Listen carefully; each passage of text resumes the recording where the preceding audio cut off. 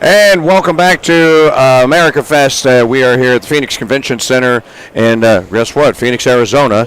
And we are here all day. It's Mike Church here, the KingDude here on the Crusade Radio Network, live here this afternoon. And very special guest here in the studio. He told me to call him Steven. You told me to call him MAGA Hulk. He is the MAGA Hulk. I want to tell you this story. My wife is watching this. She's producing back in New Orleans. Fantastic. My wife grew up in Lake Charles, Louisiana, and the WWE used to come in the early 90s when she was a little girl, and she became a Hulk Hogan fanatic. Oh, fantastic. Fantastic. A 10-year-old girl. Come on. So the greatest. So she complained the whole night we were covering all 4 nights of the RNC until Thursday night. Thursday night comes and they said there's a rumor that Hulk Hogan's here. She gets. And then when they announced Hulk Hogan from the stage, she just quit what she was doing. She goes, y'all gotta run all this. I'm watching my man. She went into the other room, got on the TV, and watched him on the big screen. We still play that video on the show. But when they went after my President Bullard. Oh, phenomenal moment. God everything. Yeah. I love it. Yep. God over everything. That's what it's all about. God over everything. That's the type of mantra we need in this day and age. This is what we need to live out. This is how it's all. This is what it's all about at the end of the day. This is it. I met your wife and your little boy. So you are Godding everything. And you got a wonderful family. Thank you. I wish she could be here. She had to go to a funeral, yeah, which was very sad to hear. Yeah. But tell everyone about how. Okay, so you become a MAGA guy, but you're already a bodybuilder. Yes, sir. Well, I mean, not anything. I'm not amateur. I'm not even on getting on stage. Just doing it for me. Okay. I have a lot of people to prove wrong. Okay. Yeah. So, like, what are you proving? What do you need to prove? Hopefully I proved it. Hopefully. I think the proof is in the pudding. It is in the pudding. Yes, indeed. So how long have you been, when I was a kid, and I'm probably twice your age, okay? I'm in my 60s. When I was a little boy, I was a Marvel Comics fanatic. Oh, fantastic. And about that time when I was in high school, and I'm an artist by trade. That's what I do. But before I got into radio, but I'm still an artist today. The movie Pumping Iron comes out. Oh, come on. So this is in 1977. Pumping Iron comes out, and all the kids, all the boys, this is the difference between then and just until very recently, all the boys wanted that book. Yes. They wanted to see guys freaking pumping iron.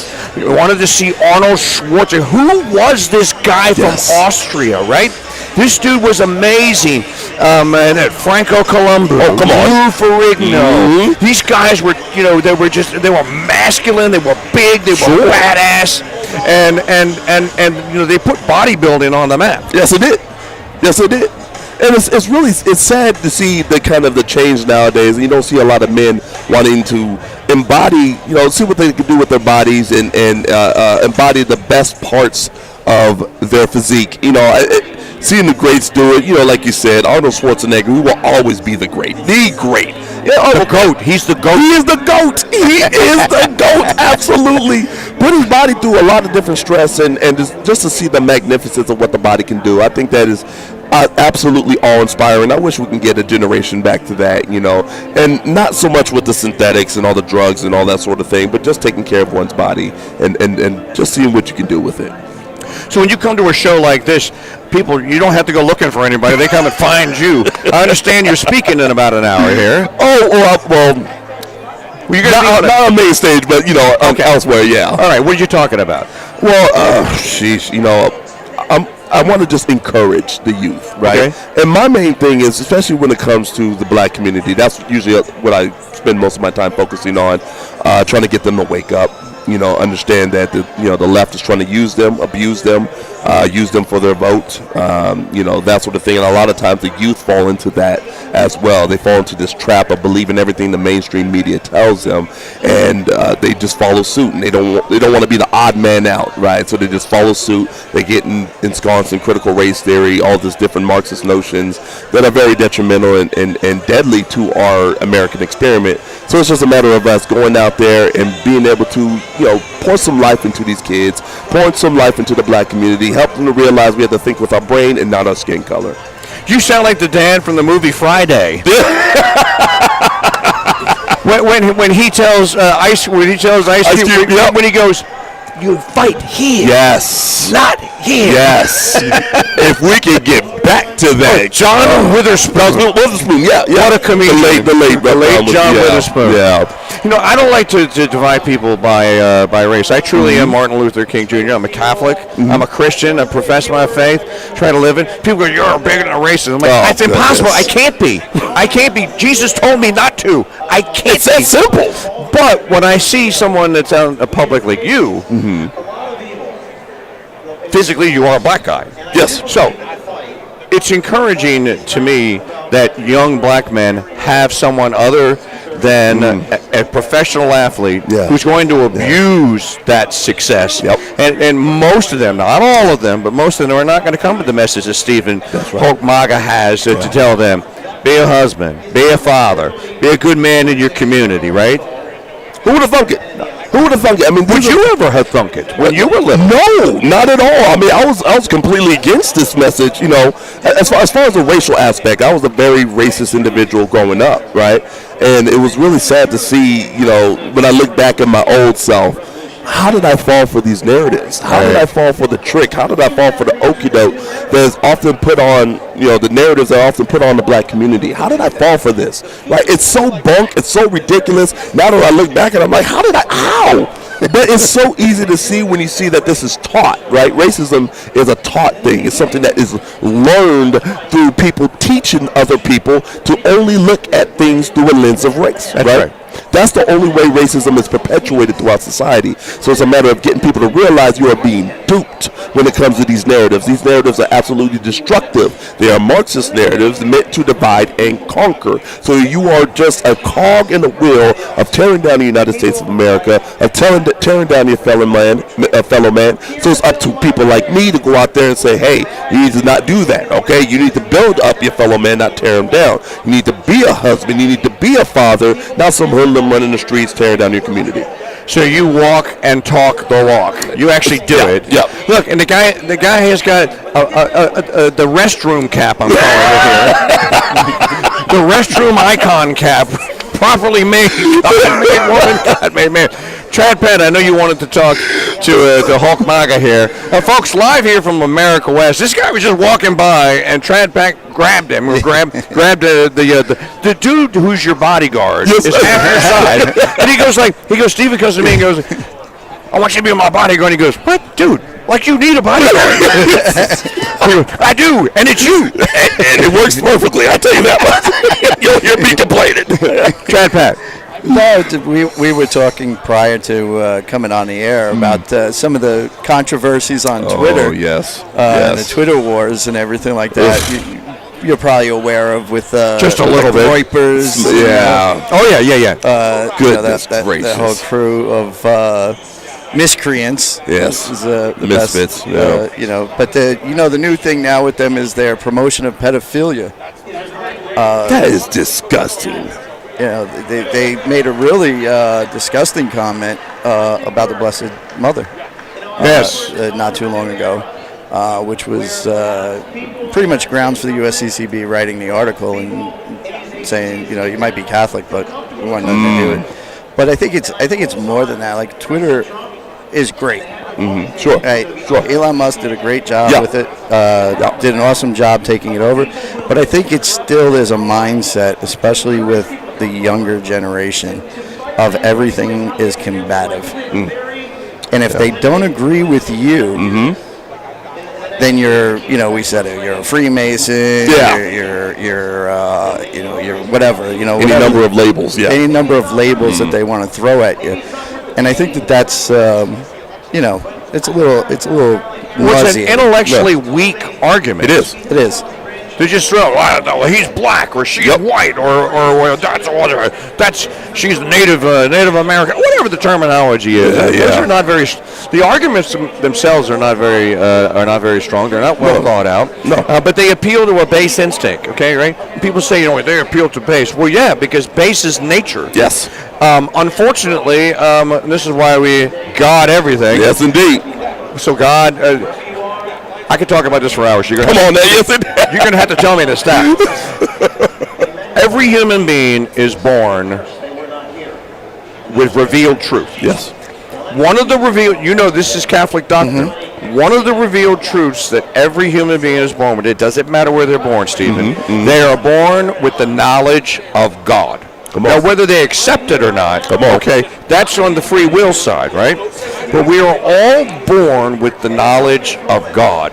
And if we could just look, there's always been pagans, there's always been atheists, there's always been Satanists, there's always been witches and warlocks. Mm-hmm. You're not going to rid the world of them, so just deal with the fact. Yeah. But you're not going to rid the world of it, but you can make the world a better place to defend against that and give people the tools, and maybe even like what you're doing, brother, the encouragement to stand up to that and to live that God message out in the public. That's what we need to do. I mean, this is it's incumbent on us to do this, and especially in this day and age. And we, especially people in the Twitter space or the X space now, I guess is what they call it now, the X space. It just sounds kind of dirty. It does. You know what I'm saying?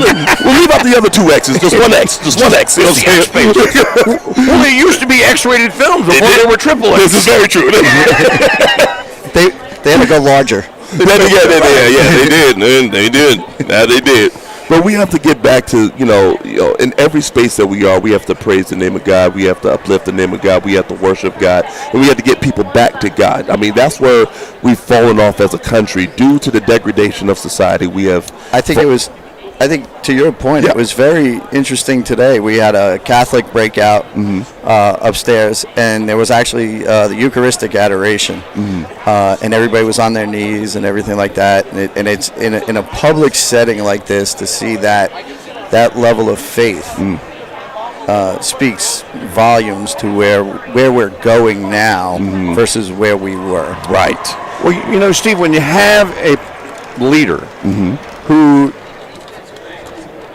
is not afraid. Now, we don't know what Trump's faith is. Sure. I don't know what it is. Me neither. You don't know. I don't know. Yeah. I do know that he has some. And I do know that, when he talks about, when he says, if I might put that slide up, that's my favorite slide. I love that. Does everybody love that slide? Not bad. Does everybody love that slide? I love that slide. He's not afraid. And I don't think he was in his first term. I don't think he was this God-fearing man that is professing God. Right. He gets up and he says, what are they doing to the Christians? What is the FBI doing to the Catholics? Why are they investigating the Catholics? What are they doing? This man has transformed in front of all of us. Right. Would you agree with that? Well, yeah. I mean, a brush with death will do that to you. To see that an assassin's bullet almost ended his life prematurely, right? That would force anybody to look at God. You would think. You would hope at least. I mean, the things that the trials and tribulations that he has gone through. I mean, if you don't look to God after that, I don't know what's wrong with you, right? Because the only way you're able to get through these situations and circumstances, just like all the different apostles in the Bible, you have to look at God. You have to have a substantial faith to be able to get through these issues, and it's unbelievable the amount of things that have been thrown at this man. So I would hope at this point in time that we would have some type of faith in God to know and understand that he's the only way he made it out. And just thinking out loud about the kind of the person that President Trump has become. I have two people now. I had a 16-year-old boy sitting right where you're sitting. Okay. 2 hours ago, announced his candidacy for 2048. He was right here. This is what we need. And I go, did you just eat it? He's like, I'm serious, KingDude. I am announcing my candidacy for 2048, and here's the president that I'm going to be. And he has some 16-year-old ideas about things. And I went, hey, hotshot, let's back that up. Let's reel that tape back in here before you start sanctioning the world and starving people. Oh, wait a minute. Let's talk a little bit about what a sanction does to little people like you. And then his eyes got big and red. He was like, oh, I've never heard this one. So anyway, oh boy, I'm inspired that people want to be Trump. Yes. I'll take it. Take the win. Please. Yeah, but he's not this and that. I don't care. No, you know what? no. He's better than the guy that's currently sitting behind the desk. And the three previous ones that sat behind that Goodness desk. gracious. I'll take it. Please and thank you. This is what we need. Mm-hmm. We need new blood, right? And this is what we've been needing within politics, the body politic in general. Is we need new blood. We need new individuals who are going to go out there and stand on principles, stand on morals, their convictions, the ethics that they were born with, things that are going to make our country better, safer, and propel us into the future. So what you're saying is we don't need 85-year-old women who fall down and break their hip. Miss Nancy Pelosi, we're talking about you. That's wine box Nancy. Good, yes. Well, you got Mitch McConnell too. So absolutely, he needs to go too. He has to be rebooted every couple of days. Every 5 days or so. He needs a hard reset. So I had to ask, who was the 8-foot-tall gentleman you were talking to? Goodness gracious. It's someone I met at one of the other functions, and needless to say, it's hard to miss him. You can't miss that guy. That dude it's amazing. I'm looking. Did you know who he is? Man. I've seen him around before. Mm-hmm. Like you said, you don't miss him. No, you don't. Like you. It's kind of like, Well, you take it to another level. Literally, okay.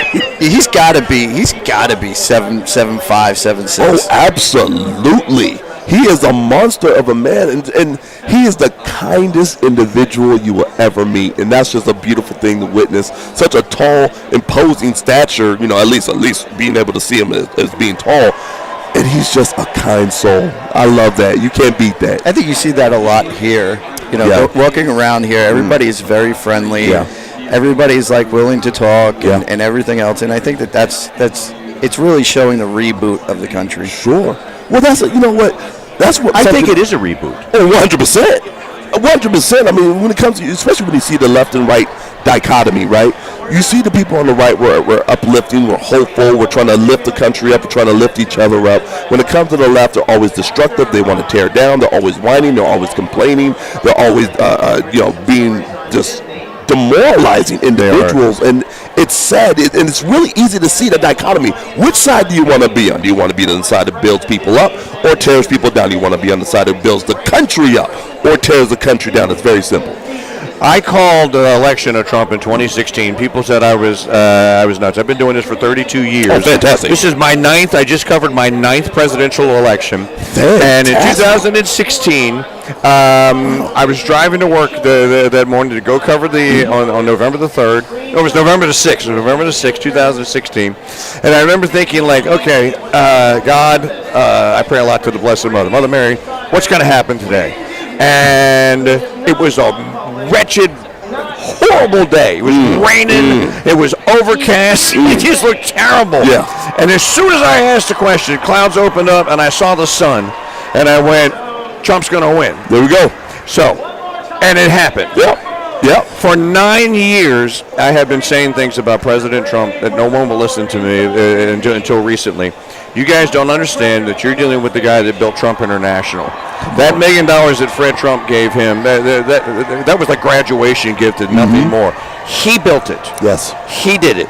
You now have, and then if he, the talent that he brings to the table, sure, Steve, sure, is he brings the talent to the table that he puts people in the roles that they can excel in. Yes, that is a skill. Yes, right. He's a kingmaker.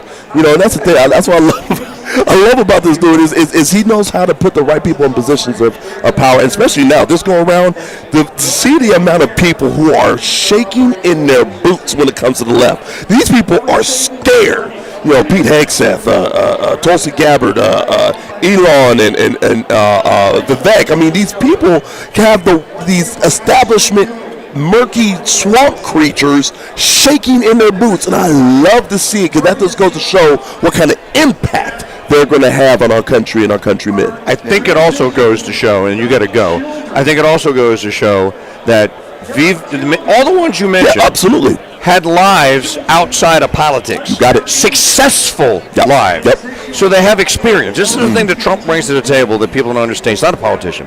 Yeah, but he is one now. You know what, dude? Call him what you want. He brings a life lived, right, to the table. Yes. This is what we need. We need experience. We need experienced individuals. We need successful businessmen. Like you said, he had his million. He was given his million. He turned that into billions. With a B. Okay, a successful man obviously is what he is. An unsuccessful person cannot do that. I don't care how much money you give an unsuccessful person. You look at the lotto winners. Do lotto winners turn their millions into billions? No. They usually flounder and they usually fail because they are not financially literate. When it comes to Trump, he is an excellent businessman, and he did the best for himself, for his empire, and now for the country. Okay, I'm going to put the pressure on you now. Yes, sir. Stephen. Look at that camera yes, right sir. there. There's a 12-year-old boy in New Orleans. He was born to a single mom in a violent neighborhood. Talk to him. Tell him what he needs to do. All right, look, first and foremost, think with your brain, not with your skin color, okay? The melanin has no intelligence in it whatsoever. Think with your brain, not with your skin color. Secondly, you can do whatever you set your mind to. I know it sounds like a cliche. It sounds like some type of mantra, but you can do whatever you set your mind to if you actually get out there and do it. Don't go out there for handouts. Don't go out there and look for people to give you this or give you that. Go and earn it. It's all about a meritocracy. America is a meritocracy. And if you prove yourself to be useful, it will not be long before you are indeed used. So go out there and earn it and be a daggone man. As men, what we're supposed to do is the 3-4 rules, what I call it. We're supposed to protect, defend, and sacrifice. For who? Men, for women, children, the vulnerable, and the innocent. This is what we're supposed to do. This is what we're called to do. Young man, get out there and make it. Everybody. Trad, you got a closing comment for our friend? No, I'm just grateful to have you here and here at the Crusade Channel and here at America Fest. It's a beautiful time, beautiful thing with beautiful people. Let's go. And here live with Hulk, MAGA Hulk. Actually, he called himself whatever he wants. What do you want? Whatever he wants to call himself. Yes. And what are you going to do about it? You're not going to do anything. It's true. Signing off here, I'm going to throw it back to the studio. Mike Church, he is MAGA Hulk. He's Steve. He likes to be called Steve. He's Trad Pat. I want to thank all you for tuning in. Tap that subscribe button down there. Make sure you're listening to the rest of the America Fest conference. Remember, if you download our app, it's free in any of the stores. Then we are streaming the whole event, video and audio, at the Crusade Radio Network app. Steve, I want to thank you for coming by, brother. And, hey, we'll be back with another great interviews. I just saw 2 people that I haven't seen in years coming by going like, Mike, can I get you? Yeah, dude, absolutely. So it's Mike Church signing off here for the Crusade Radio Network, live talk radio and video and campaigns the way it should be. Fantastic. Hey, fantastic. Hey, Pat, could you get a picture of me? Let's do it. Yeah.